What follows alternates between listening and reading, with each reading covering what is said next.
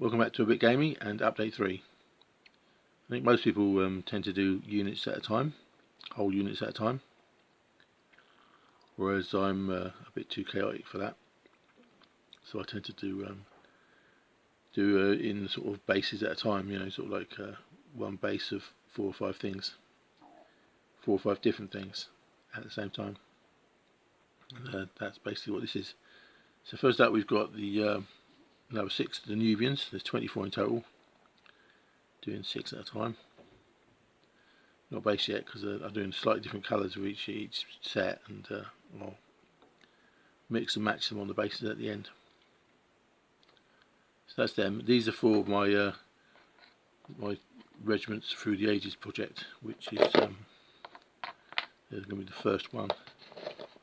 Obviously, not till they're done.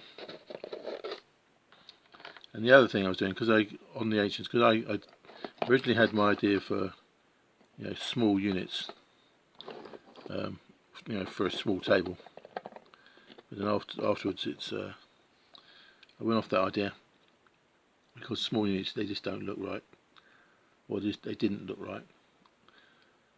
But I'd already bought a whole bunch of boxes of stuff, so I'm going through just to clear it out of the way, because these boxes sitting on the shelves staring at me, being all blaming me for not painting them.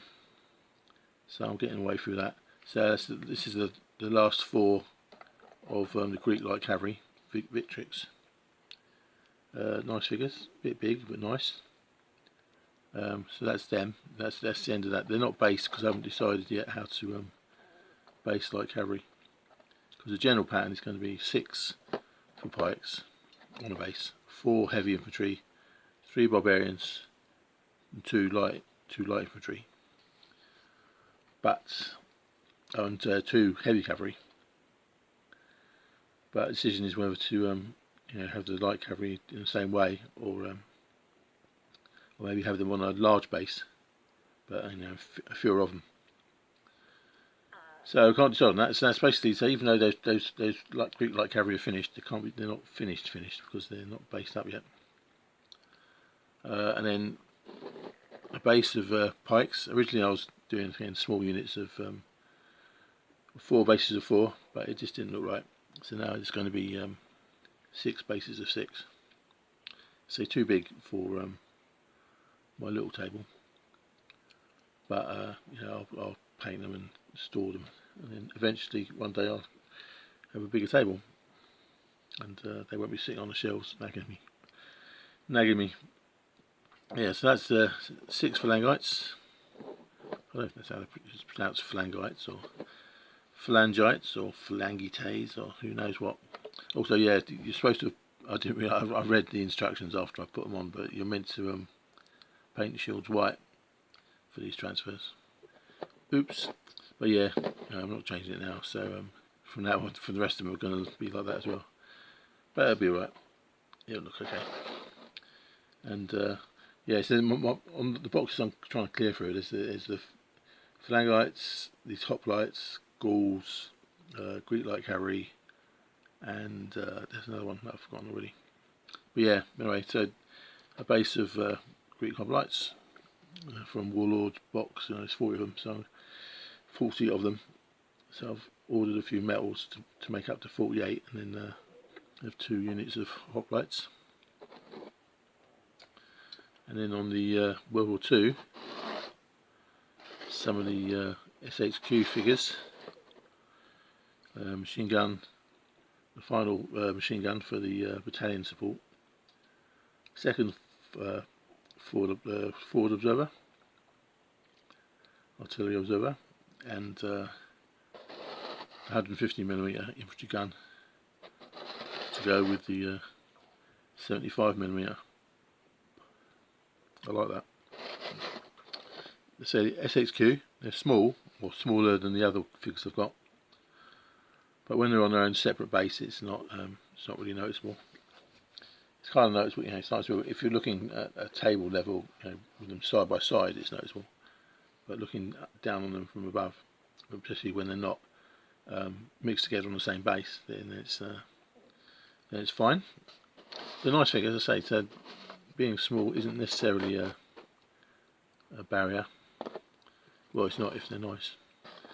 Then there's the flat gun. I don't know, it's a nice kit in terms of how it goes together, and you know, it's very smooth.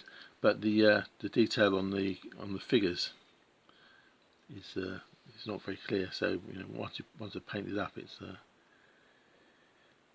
it's close to a flat surface. So you know, if I thought of it before, I might have got some crew from somewhere else. But again, it's a nice little thing in itself. The actual gun is nice. And yeah, because what I'm doing is for the German World War II. It's based on a kind of 1939 infantry division. So I wanted to have all the supports. So you know, the infantry it's an infantry company, but I wanted to have all the possible support options in an infantry division. And one of those is their anti-tank battalion at the division level. I think has a mixture of anti-tank guns and these things towed. So that's why I got them. And lastly, and this is the thing that took a long time and it was a total pain, is painting up a bunch of tanks. There's more I've done as well. These are just examples. And what's difficult about it is I keep noticing is getting your paintbrush into the sidey bits. You know, if you glue it first, and you'll find that later that there's various bits and pieces you can't, or it's difficult to get your brush to. So yes, that's kind of slow and annoying, and you keep finding bits you've missed, like I just did just now. And yeah, it's very irritating. And I should you know, it's because I should have done it. You know, if I you know, got some, there'll be some more tanks I get in eventually, and I'll do it again. I'll paint them before I glue them, basically, when it's easier to do. But apart from being annoying to do, I do quite like them. There's an interesting thing about the the German camo scheme in the early war, or rather lack of camo scheme. Is you know, it just look like Daleks. You know, it's just this menacing metal thing lumbering towards you. So that's kind of funny. I was kind of slightly tempted to get some skulls and stuff and plant loads of skulls on the tanks and turn them into chaos panzers, you know, the chariots of corn. But obviously that's just silly. But yeah, but still, you know, I was also, I mean, this is basically, I've got no idea how to do weathering. I'm gonna have to sort of search through a lot of YouTube videos to try and make them look a bit more aesthetic.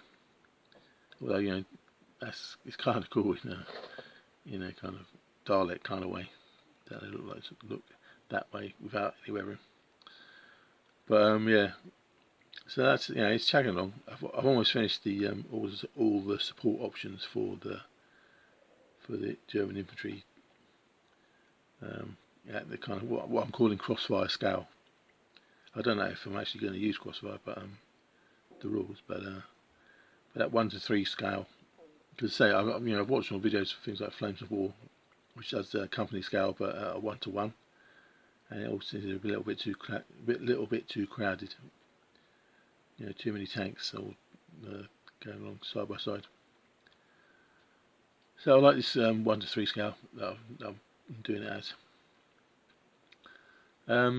Yeah, so yeah, in terms of the getting all the possible supports for infantry division early war, the only things left are there's one armoured car which I've bought but not put together yet, engineers which I've got and haven't done yet, and some push bikes for the recon battalion or recce battalion, no, platoon rather, which I haven't got yet. Actually, I'm going to wait until I next do a SHQ order. But yeah, that's chugging along. Still haven't got anyone to fight yet, and still haven't decided on rules or anything either. But oh well, never mind. You'll get there eventually. Yes. So anyway, that was the update. Okay, don't. To a little bit.